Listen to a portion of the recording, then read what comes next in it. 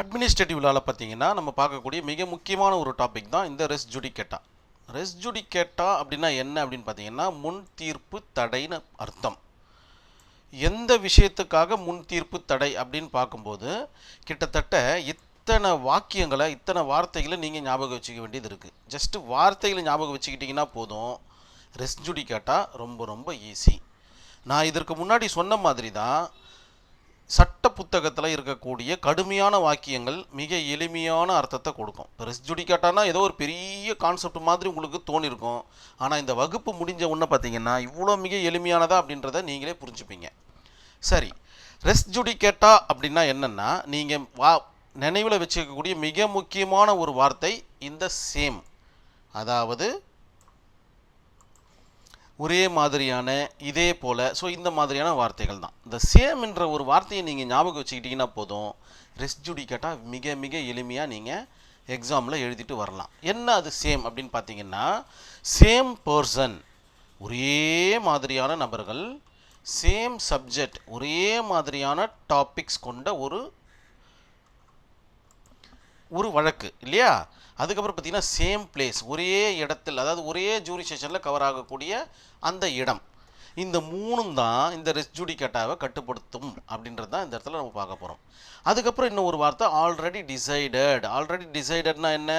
இதற்கு முன்னாடி இந்த வழக்கு இந்த நபரால், இந்த சேம் சப்ஜெக்டால், அதே பிளேஸில் இருக்கக்கூடிய இந்த வழக்கு முடித்து வைக்கப்பட்டதுன்னு அர்த்தம். இதுதான் கான்செப்ட். ஸோ இந்த 4 வாக்கியங்களை ஞாபகம் வச்சுக்கிட்டிங்கன்னா போதும், ரெஸ் ஜுடிகேட்டா ஈஸி. சரி, இப்போ நம்ம ரெஸ் ஜுடிகேட்டாக்குள்ளே என்ட்ரி ஆக போகிறோம். ஃபஸ்ட்டு பார்த்தீங்கன்னா ரெஸ் ஜுடிகேட்டா வந்து ஒரு லத்தீன் வேர்டுன்னு சொல்கிறாங்க. பாரோவ்டு ஃப்ரம் ரோமன் லா, அதாவது ரோமன் லாலேருந்து கடன் வாங்கப்பட்ட ஒரு வார்த்தை தான் இந்த res judicata. First point over. Second ஒன்று என்னன்னு பார்த்தீங்கன்னா, இந்த இடத்துல பாருங்கள், ஏற்கனவே முடிவு செய்யப்பட்ட வழக்குகளை, இந்த இடத்துல ஏற்கனவே என்ற ஒரு வார்த்தை தான் இந்த ரெஸ் ஜுடிகேட்டாவை குறிக்க போகுது. ரைட். மீண்டும் விசாரணைக்கு எடுத்து கொள்ள முடியாது, தெளிவாக சொல்லிட்டாங்க. ஏற்கனவே முடித்து வைக்கப்பட்ட வழக்குகளை மீண்டும் விசாரணைக்கு எடுத்துக்கொள்ள முடியாது. அதனால தான் இந்த இடத்துல ஆல்ரெடி டிசைடட்னு போட்டாச்சு. இதுவே முன் தீர்ப்பு தடை, ரெஸ் ஜுடிகேட்டா ஆகும். புரிஞ்சிச்சா உங்களுக்கு? ரைட், அவ்வளோதான், வேறு ஒன்றுமே கிடையாது, சிம்பிள். இப்போ அதற்குண்டான ஒரு எக்ஸாம்பிள் பார்த்தா நம்மளுக்கு மிக எளிமையாக புரிய வந்துடும். இப்போ ஏ என்கின்ற ஒரு பர்சன், பி என்கின்ற ஒரு பர்சனு, இந்த இடத்துல கோர்ட் இருக்குது. இந்த இடத்துல பார்த்தீங்கன்னா ப்ராதுக்குண்டான ஒரு இடம் இருக்குது, சிபிசியில் கவர் ஆகும். இது சிவில் ப்ரொசீஜர் கான்செப்ட் தான், ஓகேங்களா. இந்த ஏன்ற ஒரு நபர் வந்து இந்த பி என்ற நபருடைய இடத்த வாங்குறாருன்னு வச்சுப்போம். நம்ம இதில் ஏதோ ஒரு சிவில் டிஸ்பியூட் நடக்குது. இது வந்து நீதி ஆனரபிள் கோர்ட்டுக்கு வந்து ஏதோ ஒரு மாதிரியான விவரங்களில் டிசைட் ஆகுது. அது ஏனா ஜெயிக்கணும், பீனா ஜெயிக்கணும், அது நம்மளுக்கு இப்போ தேவையில்லாத விஷயம். அது சரி, டிசைட் ஆன ஒரு மேட்டர், ஓகேங்களா. இப்போ என்ன பண்ணுறாரு, ஏஓ அண்ட் பிஓ யார் தோத்தாங்களோ அவங்க மறுபடியும் இந்த வழக்கை அப்பீலுக்கு கொண்டு போகலாம். இந்த இடத்துல முக்கியமான வார்த்தை வந்து அப்பீல் என்ற வார்த்தை நீங்கள் யூஸ் பண்ணி தான் ஆகணும். அப்பீலுக்கு வேணால் கொண்டு போகலாம், ஆனால் ஃப்ரெஷ்ஷாக இதே மாதிரி ஒரு வழக்கை வேறொரு கோர்ட்டில் போட முடியாது. ஏன்னா ஜூரிசேஷன் மாறிடும். இல்லை அதே கோர்ட்டில் ஃப்ரெஷ்ஷான ஒரு வழக்கை ஃபைல் பண்ணாங்கன்னா முந்தின தீர்ப்பை நம்ம எடுத்து காமிச்சு அந்த வழக்கை அப்படியே டிஸ்மிஸ் பண்ணிடலாம். இதுதான் விஷயம். இப்போ இப்படி நினச்சிப்போம், இப்போது இந்த இடம் வந்து பார்த்திங்கன்னா சேம் ஜூரிசேஷனில் இருந்திருக்கு. சேம் பிளேஸ்ன்றது தான் இந்த இடத்துல சேம் ஜூரிசேஷன். மாற்றிக்கிறது தான் மாற்றிக்கிங்க நீங்கள், ஓகேங்களா. ரைட்டு. இப்போ இந்த இடம் பார்த்திங்கன்னா ஜூரிசேஷன் பிரிக்கப்படுகின்றது.